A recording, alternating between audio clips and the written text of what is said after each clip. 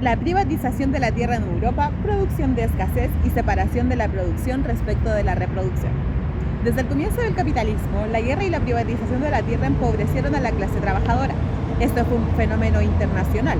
A mediados del siglo XVI, los comerciantes europeos habían expropiado buena parte de la tierra en las Islas Canarias y la habían transformado en plantaciones de caña de azúcar.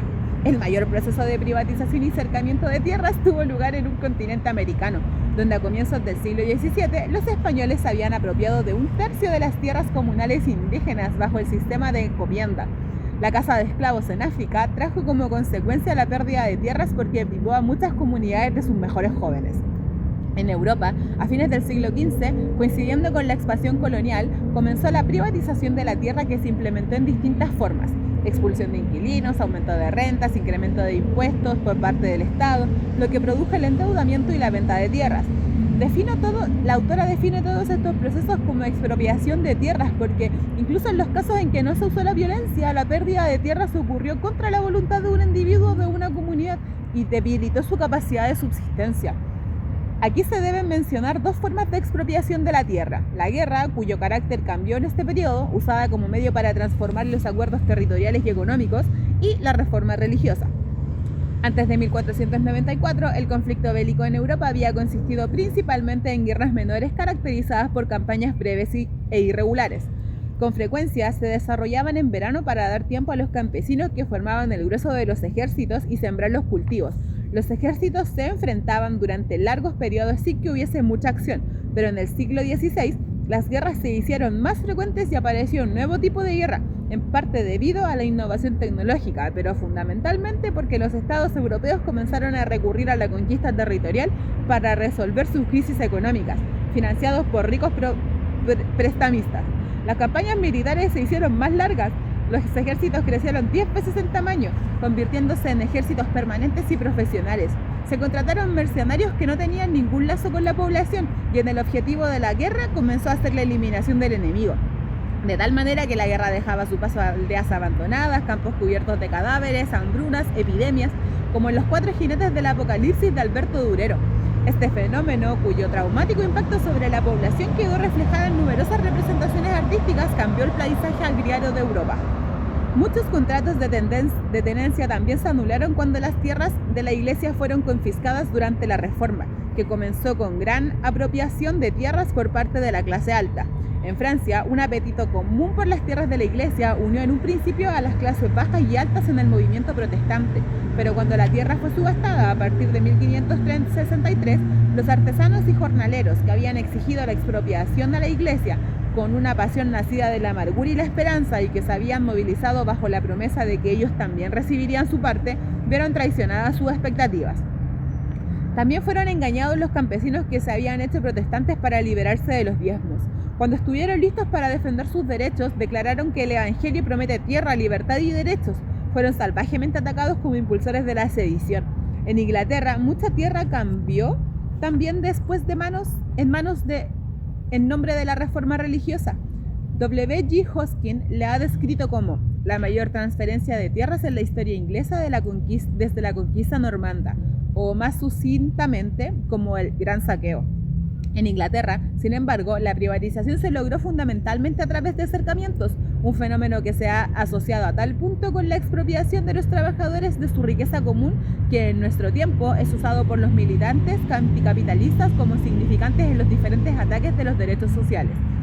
En el siglo XVI, cercamiento era un término técnico que indicaba el conjunto de estrategias que usaban los campesinos ricos ingleses para eliminar la propiedad comunal en la tierra y expandir sus propiedades.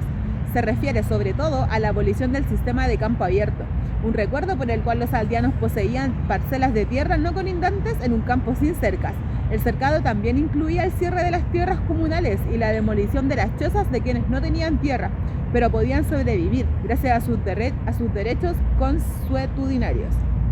También se cercaron grandes extensiones de tierra para crear reservas de venados, mientras que aldeas enteras eran derribadas para cubrirlas de pasto. Aunque los cercamientos continuaron hasta el siglo XVIII, incluso antes de la reforma, más de 2.000 comunidades rurales fueron destruidas de esta manera.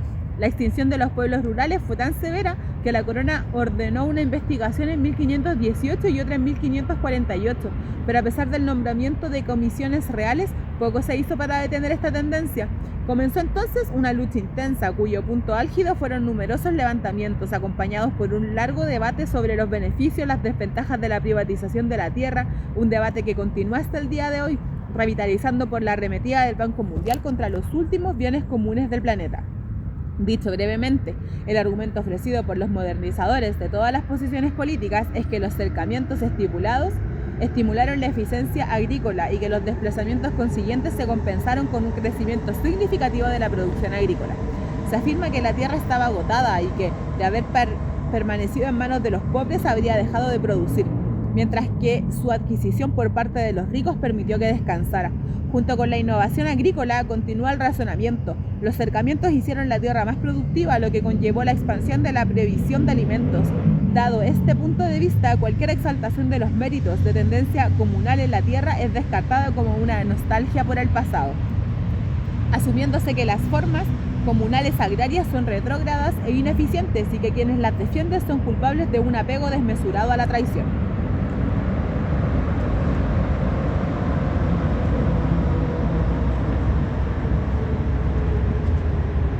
No obstante, estos argumentos no se sostienen. La privatización de la tierra y la comercialización de la agricultura no acrecentaron la cantidad de alimentos disponibles para la gente común, aunque aumentara la disponibilidad de comida para el mercado y la exportación. Para los trabajadores esto fue el inicio de 2 siglos de hambre. De la misma manera que hoy, incluso en las zonas más fértiles de África hacia América Latina, la mala alimentación es endémica debido a la destrucción de la tendencia comunal de la tierra y la política de exportación o muerte, impuesta por los programas de ajuste estructural del Banco Mundial. Tampoco la introducción de nuevas técnicas agrícolas en Inglaterra compensó esta pérdida. Por el contrario, el desarrollo del capitalismo agrario funcionó en perfecta armonía con el empobrecimiento de la población rural. Testimonio de la miseria producida por la privatización de la tierra es el hecho que, apenas un siglo después del surgimiento del capitalismo agrario, 60 ciudades europeas implementaran una forma de asistencia social o se movieran en esa dirección. Al tiempo que la indigencia se convertía en un problema internacional, el crecimiento de la población puede haber contribuido, pero su importancia se ha exagerado y debe ser circunscrita en el tiempo. En los últimos años del siglo XVI, casi en toda Europa, la población se había estancado o disminuía, pero en esta ocasión los trabajadores no obtenían ningún beneficio de ese cambio. También hay conceptos erróneos sobre la efectividad del sistema de agricultura de campo abierto. Los historiadores neoliberales lo han descrito como un derroche, pero incluso un partido de la privatización de la tierra como Jan de Vries reconoce que el uso comunal de los campos agrícolas tenía muchas ventajas. Protegía a los campesinos del fracaso de la cosecha debido a la cantidad de parcelas a las que una familia tenía acceso. También permitía una planificación del trabajo manejable, ya que cada parcela requería atención en diferentes momentos, y promovía una forma de vida democrática, construida sobre la base del autogobierno y la autosuficiencia, ya que todas las decisiones, cuándo plantar o cosechar, cuándo drenar los pantanos, cuántos animales se permitían en los comunes, eran tomadas por los campesinos en asambleas. Las mismas consideraciones se aplican a los campos comunes, menospreciados en la literatura del siglo XVI, como una fuente de holganacería y desorden. Los campos comunes eran fundamentales para la reproducción de muchos pequeños granjeros o labradores que sobrevivían solo porque tenían acceso a praderas en las que podían tener vacas, bosques de los que recogían madera, fresas silvestres y hierbas, o canteras en minerales, lagunas donde pescar o espacios abiertos donde reunirse. Además de encuentros, toma colectiva de decisiones y de cooperación en el trabajo, los campos comunes eran la base material sobre la que se podía crecer la solidaridad y la socialidad campesina. Todos los festivales, juegos y las reuniones de la comunidad campesina se realizaban en los campos comunes.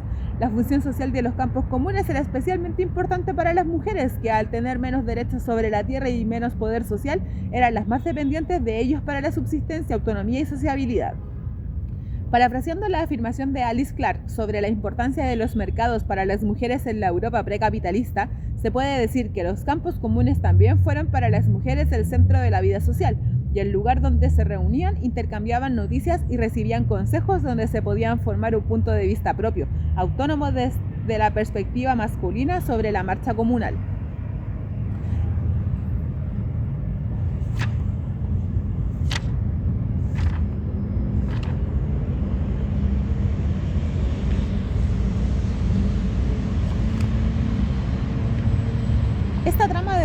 condiciones de cooperación a las que R.D. Tawney se ha referido como el comunismo primitivo en la aldea feudal se desmoronó cuando el sistema de campo abierto fue abolido y las tierras comunales fueron cercadas. La cooperación desapareció cuando la tierra fue privatizada y los contratos de trabajo individuales reemplazaron a los contratos colectivos. Pero no solo, las diferencias económicas entre la población rural se profundizaron a medida que aumentó la cantidad de ocupantes ilegales que no tenían más que una cama, una vaca y a quienes no quedaba más opción que ir rodilla doblada y gorra en mano a implorar por un trabajo. La cohesión social empezó a descomponerse, las familias se desintegraron, los jóvenes dejaron la aldea para unirse a la creciente cantidad de vagabundos o trabajadores itinerantes que pronto se convertirían en el problema social de la época, mientras que los viejos eran abandonados a su suerte. Esto perjudicó particularmente a las mujeres más viejas que al no contar ya con el apoyo de sus hijos, cayeron en las filas de los pobres o sobrevivieron del préstamo o de la ratería, atrasándose en los pagos. El resultado fue un campesinado polarizado, no solo por desigualdades económicas cada vez más profundas, sino por un entramado de odios y resentimientos que está bien documentado en los escritos sobre la caza de brujas.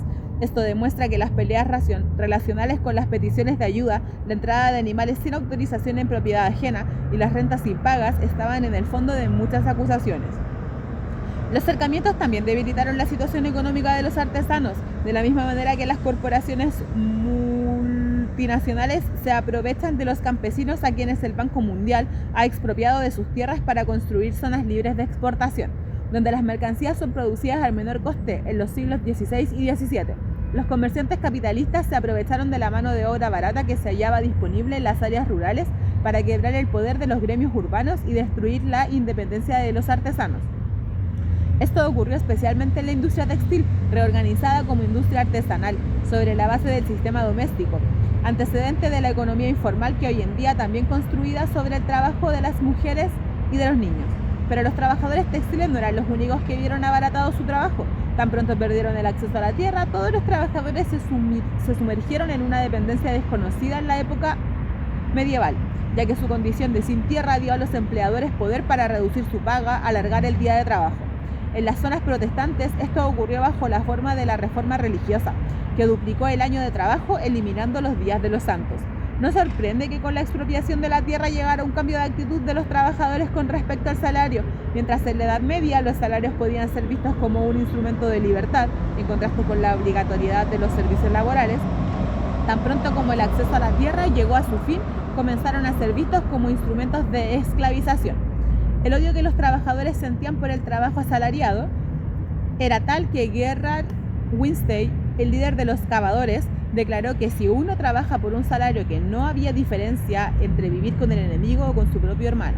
Esto explica el crecimiento tras los cercamientos, usando la expresión en un sentido amplio para incluir todas las formas de privatización de la tierra, de la cantidad de vagabundos y hombres sin amo, que preferían salir a vagar por los caminos y arriesgarse a la esclavitud o la muerte, como prescribía la legislación sangrienta aprobada en su contra, antes que trabajar por un salario.